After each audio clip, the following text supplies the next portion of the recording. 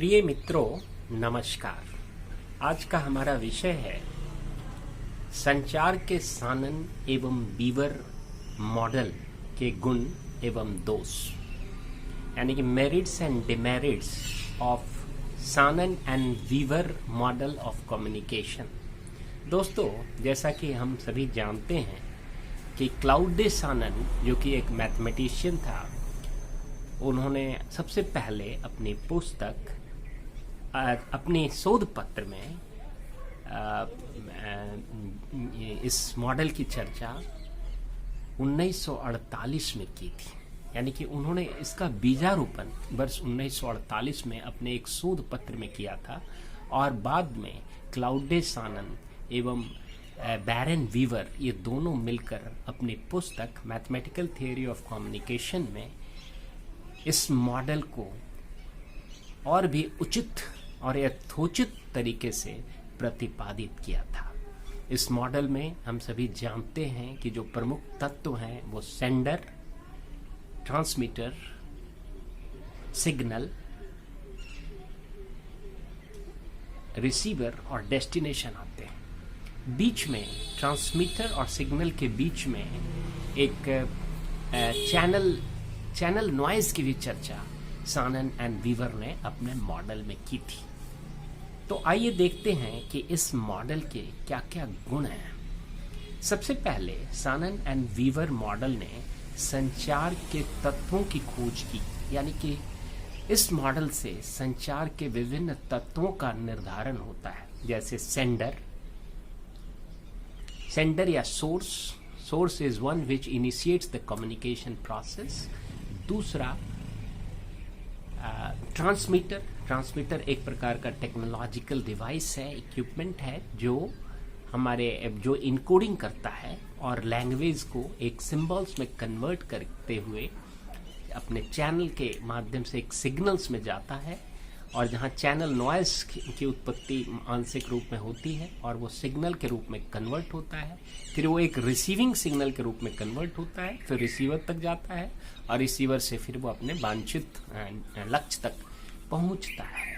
तो उसमें ट्रांसमीटर एक बहुत महत्वपूर्ण तत्व है। उसके बाद सिग्नल के बाद रिसीवर और डेस्टिनेशन। सो इन तत्वों का निर्धारण इस मॉडल से होता है। उसके बाद इस मॉडल से संचार के ये जो विभिन्न तत्व हैं, विभिन्न अवयव हैं, इनकी मीनिंगफुल, एक अर्थपूर्ण व्याख्या, एक इनका प्रक्रियाकरण और इनकी अर्थपूर्ण तरीके से इनकी व्याख्या प्रस्तुत होती है, इनकी व्याख्या की गई है इस मॉडल के तहत। तो यानी कि it derives the elements of communication first, and number 2, it derives the elements and components of communication in a very meaningful and sequential manner. It also talks about the process of communication with the help of different elements and models in components in a very sequential manner. तीसरे जो इसका जो गुण है वह है कि यह मॉडल टेक्नोलॉजिकल कम्युनिकेशन में लागू होता है, यानी कि तकनीकी संचार में इस मॉडल का काफ़ी बृहद एवं व्यापक उपयोग है। इसकी सार्थकता है, इसकी महत्ता है, इसकी उपयोगिता है।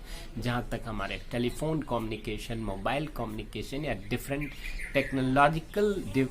टेक्नोलॉजी ड्रिवन कम्युनिकेशन है, उसमें जैसा कि हम सभी जानते हैं कि सानन एंड वीवर दोनों एक वेल टेलीफोन लैबोरेटरी में काम करते थे और वहीं ये लोग इंजीनियरिंग क्षेत्र में काम करते थे। Basically they were mathematician. तो उन्होंने ज़्यादातर टेलीफोन से संबंधित चीज़ों में इसका विकास किया था। तो ये मुख्य रूप से टेक्नोलॉजी ड्रिवन कम्युनिकेशन में लागू होता है। उसके अलावा इस मॉडल से संचार के विभिन्न क्षेत्रों में शोध के लिए एक क्षेत्र का निर्माण होता है, जैसे source analysis, transmission analysis, signal analysis, receiver और ऑडियंस एनालिसिस, डेस्टिनेशन एनालिसिस। तो ये विभिन्न शोध क्षेत्रों की खोज इस मॉडल से होती है और उस पर आगे विस्तृत शोध की जा सकती है, विद्यार्थियों को शोध के विभिन्न विषय प्राप्त हो सकते हैं अगर इस मॉडल की बृहद और गहन अध्ययन की जाए तो। इस प्रकार ये संचार के क्षेत्र में बहुत उपयोगी मॉडल है। इसके अलावा जहाँ तक इसके दोष का सवाल है, तो इस मॉडल ने केवल चैनल नॉइज की चर्चा की, यानी कि सानन एंड वीवर मॉडल ने नॉइज, जो कि संचार का एक बहुत नैसर्गिक तत्व है, एक नैसर्गिक प्रक्रिया है, उसकी इन्होंने बहुत ही संकीर्ण व्याख्या की और केवल चैनल नॉइज की चर्चा की और दूसरे प्रकार की नॉइज की चर्चा नहीं की। यानी कि this model does not talk about noise in a very comprehensive manner. It has talked about noise in a very narrower sense.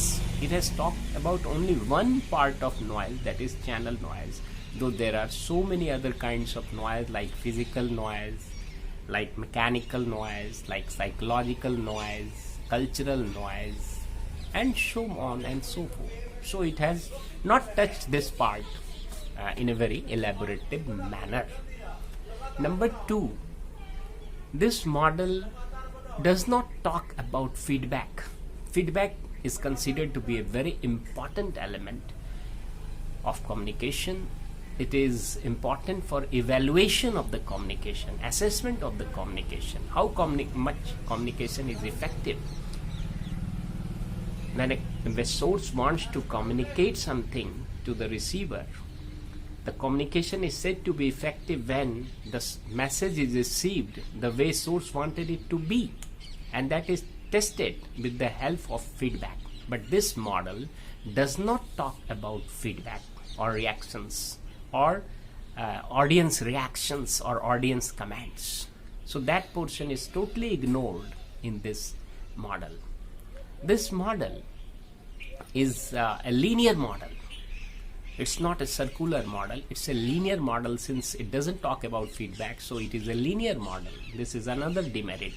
And yet another demerit of this model is that it is a one way, it talks about one way communication.